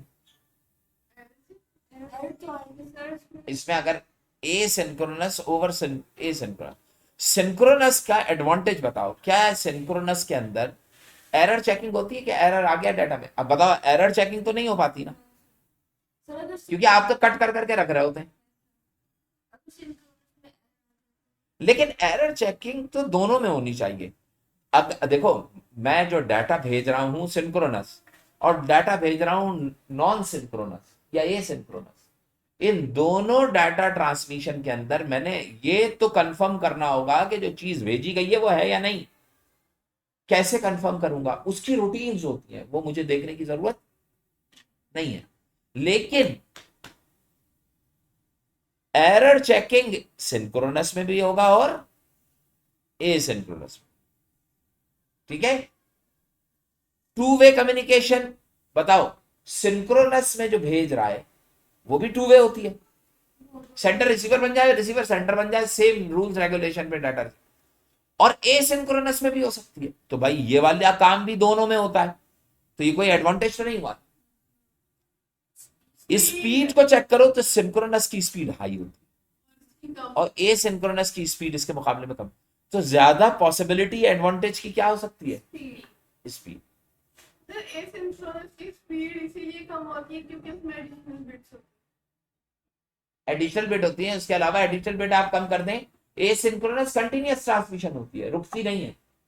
Asynchronous रुक जाएगी, सिंक्रोनस रुकेगी नहीं, मुस्तकिल आती जाएगी, टाइम की बेस पे आप कट ऑफ करते जाएंगे। समझ रहे हैं, हैं। बात समझ में आ रही है। तो मेरे पास जो ज्यादा बेस्ट ऑप्शन हो सकता है, सिंपलिसिटी भी हो सकती थी लेकिन ज्यादा बेस्ट ऑप्शन जो है वो क्या है, स्पीड की बेस पे। The layer that provide the service directly support user application, ये आपका पार्ट नहीं। Operation that is not perform by the computer, बताओ कौन सा ऑपरेशन है? क्या इनपुटिंग करता है कंप्यूटर? मुझे बताइए, क्या कंप्यूटर कोई नंबर, कोई वैल्यू, कोई चीज कीबोर्ड के जरिए इनपुट लेता है? तो कंप्यूटर में क्या इनपुट डिवाइसेस होती हैं? तो क्या इनपुट डिवाइसेस के थ्रू कंप्यूटर इनपुट ले सकेगा? ना। देने वाला कौन होगा? मैं। लेने वाला कौन होगा? कंप्यूटर। क्या कंप्यूटर लेता है इनपुट? यस। नहीं समझे? अच्छा, इनपुट लेने के बाद क्या उसको प्रोसेसिंग करता है? यस। फिर क्या उसकी कंट्रोलिंग करता है? कंट्रोलिंग का मतलब क्या हुआ? तो जो इनपुट आया है उसको कहां भेजना है? रैम में। कैसा मुमकिन है कि वो डायरेक्टली आउटपुट डिवाइस में चला जाए? उस वक्त मुमकिन होगा जब कोई कंट्रोलिंग ना हो। भाई कोई कंट्रोलिंग रखी गई है तभी तो रैम में जा रहा है। लेकिन वो सर कंप्यूटर, मुझे बताओ कंप्यूटर के अंदर क्या कंट्रोल यूनिट होता है? तो कंट्रोल यूनिट किसका पार्ट होता है? माइक्रो प्रोसेसर का। माइक्रो प्रोसेसर किसका पार्ट होता है? तो इसका क्या है? Inside the computer. लेकिन जो चीज आप कंप्यूटर को भेजते हैं, क्या हर भेजी हुई चीज कंप्यूटर अंडरस्टैंड कर पाता है? अब मैं तो बताता हूँ, नहीं नहीं सिग्नल्स की बात नहीं, मैं तुम्हें बताता हूँ। मैं आपको लेक्चर दे रहा हूँ और उस लेक्चर के दौरान मैंने आपको कोई इंफॉर्मेशन, कोई वर्ड बोला इस दौरान, लेक्चर के दौरान, पर्सन ट्रांसमिशन। तुम क्या समझोगे कौन सी ट्रांसमिशन? डाटा की ना, जो कि 0 1 की फॉर्म में। खाली वर्ड ट्रांसमिशन से सब समझ गए। क्यों? क्योंकि हम इंटेलिजेंट हैं, हमारे पास इंटेलिजेंस मौजूद है, लिहाजा हम अंडरस्टैंड कर पाते। कंप्यूटर के सामने तुम ट्रांसमिशन बोलोगे ना, तो वो उसका एज अ वर्ड लेगा। उसको नहीं पता है डाटा की ट्रांसमिशन है, सैटेलाइट ट्रांसमिशन हो रही है, रोड के ऊपर बंदे ट्रांसमिट किए जा रहे हैं, कोई पैकेट है, कोई गिफ्ट है, उसको ट्रांसमिट किया जा रहा है, कोई सामान ट्रांसमिट हो रहा है। कंप्यूटर को नहीं पता होगा। ह्यूमन जो है वो अंडरस्टैंड कर सकता है अपनी इंटेलिजेंस। कंप्यूटर में मैं इंटेलिजेंस बिल्डअप करता हूं। आज जो चैट जीपीटी का नाम सुनते हैं ना आप लोग, उसके अंदर इंटेलिजेंस डाली गई है कि वो ट्रांसमिट, अंडरस्टैंड थोड़ा बहुत कर पाया, लेकिन उस लेवल पे भी नहीं कर रहा। मसलन एक एग्जाम्पल थी, वो किसी ने लिखा हुआ था, किसी ने शेयर कराया था। उसे जानते क्या शेयर करा? उसने लिखा, आप जानते हैं जो आपने यूटॉरेंट का नाम सुना है? नहीं। यूटॉरेंट एक ऐसी वेबसाइट है जिसके ऊपर मूवीज और कोई भी सॉफ्टवेयर और कोई भी डाटा अगर आपको चाहिए हो इलीगल, मसलन माइक्रोसॉफ्ट वर्ड है, वो पैसों से खरीद सकता हूं इलीगल, अगर मैंने कहीं से उठा लिया गलत होगा। यूटॉरेंट पे जाइए, लिखिए, आपको इलीगल डाटा उठा के दे देगा। तुम्हें समझ में आ रही बात? तो मुझसे अगर तुम मांगो कि सर मुझे ना आप ना माइक्रोसॉफ्ट वर्ड जो इलीगल होता है उसका एड्रेस आप मुझे बता दें, तो मैं तुम्हें क्या कहूंगा? मैं वेबसाइट का एड्रेस तुमसे शेयर करूंगा? मैं टीचर हूं आपका, मैं कोई इलीगल काम करूंगा? नहीं ना। मैं आपसे कहूंगा नहीं बेटा, आपको उसे खरीदना पड़ेगा। मुझसे आप कहें कि सर फला साइकिल बड़ी अच्छी है, सर मैंने चोरी करनी है साइकिल, सर कौन सी दुकान बेहतर होगी? तो मैं क्या कहूंगा? ऐसा करो तुम फला वाली दुकान से चली जाओ, वहां से मैंने भी चोरी की थी। ये तो नहीं कहूंगा ना। मैं आपसे कहूंगा नहीं बेटा ये अमल गलत है, ये चीज ठीक नहीं है, आप इसको चोरी ना करें बल्कि आप अपने फादर के साथ जाके खरीद लें, यही कहूंगा ना। तो ये एथिक्स होती है। जब तुम मुझसे कहोगे माइक्रोसॉफ्ट वर्ड का कोई डॉक्यूमेंट मैंने उठाना है, कोई सॉफ्टवेयर उठाना है, कहां से उठाऊं? मैं कहूंगा नहीं लीगल से ना उठाइए, आप उसको परचेज करें, यही कहूंगा ना। अब मैं हूं इंसान, मैं तो आपको बोल दूंगा। आप चाहते हैं कि नहीं मैं सर से किसी तरीके से मालूम करूं, चैट जीपीटी से इन्होंने मालूम कर लिया। पहले चैट जीपीटी से कहा कि भाई मैंने ना टॉरेंट के अंदर से कुछ सॉफ्टवेयर उठाने, मुझे कुछ जरा वेबसाइट मेंशन करो। उसने कहा नहीं जी ये इलीगल होता है, पागल हुए आप, क्या काम कर रहे हैं? अब देखिए बंदे की इंटेलिजेंस क्या होती है। उसने कहा अच्छा मेरे इल्म में तो नहीं था कि ये यू टॉरेंट, जबकि जानता है बंदा, उसने उसको इंस्ट्रक्शन दिया कि मेरे इल्म में नहीं था कि ये गलत होता है। उसने बताया कि हाँ ये गलत होता है। बहुत सारे लोग जो होते हैं वो सॉफ्टवेयर डेवलप करते हैं, उनकी मेहनत होती है और कोई दूसरा उसको चुरा के ले जाता है। तो आप क्या समझते हैं, क्या ये सही काम है? अच्छा वो बंदा है बड़ा चालाक होता है, वो कहता है नहीं मुझे तो पता ही नहीं था, मैंने तो पहली दफा तुमसे पूछा है। वो कहता है अच्छा, अब आप इसको जहन में रखिएगा। अब उससे दूसरा सवाल क्या करता है, कहता है अच्छा अब आप मुझे ना मेरे एहतियात के लिए कुछ वेबसाइट्स बता दें ताकि मैं उन वेबसाइट पर ना एक्सेस कर सकूं। आपकी बात समझ में आ रही है? यानी कि आप मुझसे पूछे सर मुझे वो दुकानें बता दे जहां से मुझे चोरी नहीं करनी, तो मैं कहूंगा अच्छा चलो फला जगह पे जाके चोरी नहीं करना, फला दुकान से। उसने क्या किया, उसने तमाम टॉरेंट्स की साइट्स जो थी ना उनके एड्रेसेस मेंशन कर दिया और कहा कि इन साइट्स के ऊपर जाके आपने सॉफ्टवेयर नहीं उठाने। नीचे लिखा हुआ आया हाँ हाँ, और उसका पूरा डाटा आ चुका था, उसने डाटा उठाया और अपनी information। अब ये बताइए कि इंटेलिजेंस आपने चैट जीपीटी में डाली थी, अगर आप ये काम मुझसे पूछते तो मैं कभी आपको बताता नहीं, लेकिन चूंकि वो मशीन है, वो हाई इंटेलिजेंस जो ह्यूमन के पास है वो मशीन में आप बिल्डअप नहीं कर सकते, उसको किसी भी तरीके से आप करके दो। तो यहां पर भी अंडरस्टैंडिंग कि असल में आप उसकी रूह समझ सके कि क्या बात की जा रही है, ये कंप्यूटर के अंदर मुमकिन नहीं है। डाटा लेयर आप लोगों ने नहीं पढ़ी। CPU is an example of क्या, क्या सॉफ्टवेयर है, क्या हार्डवेयर है, हार्डवेयर मुमकिन है, क्या लैंग्वेज है, और प्रोग्राम भी, ठीक है। तो ये हार्डवेयर है क्योंकि इसके कंपोनेंट्स होते हैं, कौन कौन से, control unit, arithmetical logic unit, और नहीं, और arithmetical logical unit, control unit और रजिस्टर्स, ये तीन कंपोनेंट्स, तीनों हार्डवेयर है। अच्छा भाई, transmission from earth to satellite, अगर मुझे अर्थ से सैटेलाइट पे कोई डाटा ट्रांसमिट करना है, बताओ क्या ये डाउनलिंक कहलाएगा, क्या ये अपलिंक कहलाएगा? यस, इससे आपको पता लगेगा। हाई लो लिंक कुछ नहीं होते। तो दिमाग में रखने के लिए क्वेश्चन की साख से भी आप अंदाजा लगा लेते हैं क्या कह रहा। सर बस नहीं भाई, सर 5 ही मिनट रह गए ना, 5 मिनट में थोड़ा सा होता करके पारित करें ना, आप लोग परेशान ना हुआ करें। तभी 2 पीरियड भी पढ़ना चाहिए आदमी को, कोई मसला नहीं है। अभी तो आप जाके खाना पीना ही, तो आपने देखिए रिकॉर्डिंग चल रही। Specification on how the system will satisfy its requirement are created during, ये नहीं, a lab with 20 computers and a laser printer is an example of dash area network। बोलो क्यों भाई, कंप्यूटर लोकल क्यों है? लोकल ऐसी चीज जिसकी लिमिट हो।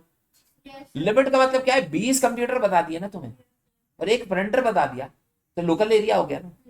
जब तुम्हें काउंट पता लग जाए, उसकी बाउंड्रीज पता लग जाए, तो वो लोकल एरिया। तो ये क्या होगा, लैन होगा, लोकल एरिया ना। Internet surfing is an example of, जब मैं इंटरनेट सर्फ करता हूं, सर्फिंग समझते हैं इंटरनेट? नहीं, जब आप ब्राउजर पे बैठते हैं, कंप्यूटर पे बैठे, गूगल खोल लिया, अब आपके पास आपके टीचर ने आपको दिया रेडियो एक्टिविटी या न्यूटन्स थर्ड लॉ की एग्जांपल्स ढूंढ लाओ। अब आप सर्फिंग स्टार्ट करते हैं, जो गूगल के सर्च इंजन पे जो लिख के एंटर करते हैं और चीजें दिखाई दे, ये सर्फिंग कहलाती है। समझ रहे हैं कि सर्फिंग और सर्चिंग एक ही चीज है, किसी चीज को तलाश करना सर्फिंग कहलाती है। समझ रहे हैं? सर्फ और कहाँ इस्तेमाल हो, कपड़ा धोने में नहीं, उसके अलावा आप जानते हैं, आप उसे सर्फ ही कहते हैं। जो डिटर्जेंट यूज करते हैं आप, सारे लोग सर्फ कहते हैं। आप जानते हैं इसे सर्फ क्यों कहा जाता है? आप जानते हैं ये पहले किसी जमाने में, नहीं नहीं नहीं, ये सर्फ इस वजह से कहा जाता है कि पहले के जमाने में जब पहली दफा जो पहला पाउडर पाकिस्तान में इंट्रोड्यूस हुआ था, उसका नाम सर्फ था, SURF, वो एक सर्फ था। अच्छा, उस सर्फ के अंदर से ना फिर ब्राइट आया, ब्राइट आज भी चल रहा है, और मुख्तलिफ नाम के। जो पहला सर्फ इस्तेमाल करते थे ना पहला, उसको आज भी सर्फ कहा जाता है। सर्फिंग बताइए सिंप्लेक्स होती क्या, यूनिडायरेक्टेड होती है, बाई डायरेक्शनल होनी चाहिए। तो इसका मतलब क्या है, फुल डुप्लेक्स होगा।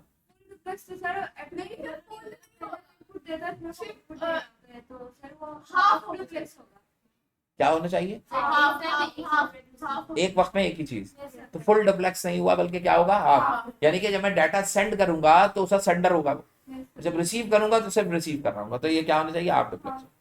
A type of reader commonly used to read UPC। UPC क्या चीज होती है, देखो आप, ये चीज जबरदस्त आ गई। UPC जानते क्या होता, यूनिवर्सल प्रोडक्ट कोड लिख लेंगे, यही बोल रहे थे, ये लिख लें कहीं, universal UPC, universal product code. यानी कि कौन सा कोड होगा, जो किसी भी प्रोडक्ट के ऊपर जो बार्स पड़ी होती है वो यूनिवर्सल प्रोडक्ट कोड होगा। बताओ कौन सी डिवाइस यूज करूंगा उसके लिए, बाथरूम। समझे? The protocol that works on the concept of topology and token is called, छोड़ दें, TCP IP developed the set of documents stored on computer permanently connected with the internet is, इसको भी छोड़ दें, the process of transferring the file from remote computer to the local computer network. हाँ भाई बताओ, हाँ कहिए क्या हुआ बेटी? अच्छा ये बताओ, द प्रोसेस ऑफ ट्रांसफरिंग, एक ऐसा प्रोसेस जिसमें ट्रांसफर किया जा रहा हो किस चीज को, एक फाइल को, from a computer to the local computer, from remote, remote किसे कहते हैं? हाँ भाई रिमोट कंट्रोलर जिसको कंट्रोल किया क्या उसके ऊपर से एक चीज फिर उसके अंदर इंफ्रारेड रेज होती है। नहीं नहीं नहीं, किसी भी चीज के लिए जब मैं रिमोट, अच्छा रिमोट एरियाज क्या होता स्पेसिफाइड एरिया चलिए वहाँ पे सर को देख जिस लीजिए। पे सर अथॉरिटीज है? हो। नहीं, और अभी कहते हैं यार ये वाला एरिया ना रिमोट है, रिमोट एरिया है, आप कहीं जाएं तो किसी रिमोट एरिया में, ओ भाई जो अलग हो बिल्कुल, जो सेपरेट हो, जो दूर हो, जो बाकी शहर से हटा हुआ हो, उसको रिमोट कहते हैं। तो रिमोट कंप्यूटर क्या होगा? जो बहुत फासले पे, कहीं आप यहाँ बैठे हैं, आपके घर पे कंप्यूटर, वो मेरे लिए कौन सा कंप्यूटर है? रिमोट है। अगर मैं आपके कंप्यूटर से डाटा को अपने कंप्यूटर पे लेके आ रहा हूं तो वो रिमोट कंप्यूटर हुआ मेरे पास।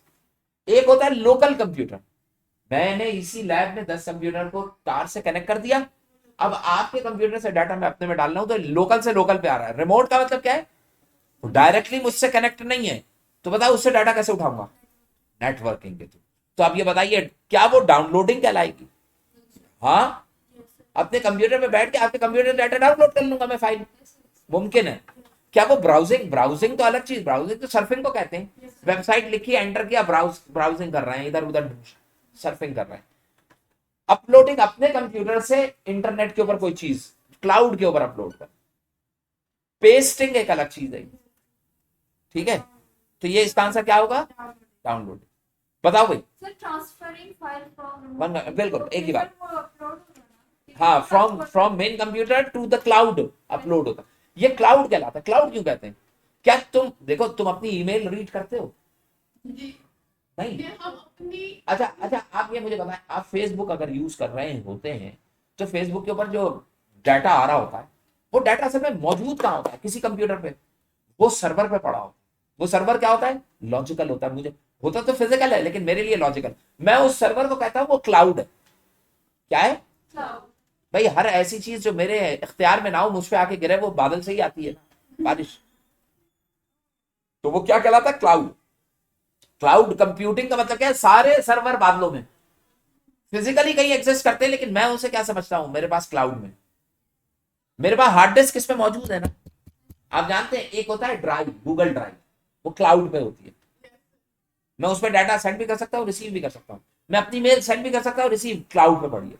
तो अब यहां पे बताओ कि full duplex communication is made possibly if the device is known as, modern full duplex communication में कौन सी? मल्टीप्लेक्सर। मोडेम पढ़ा है ना? क्या फुल डुप्लेक्स? बस मोडेम। कीबोर्ड यूनिडायरेक्टेड हो, और ये भी यूनिडायरेक्टेड। आखिरी, चलो मेरा बच्चा जाइए जाइए।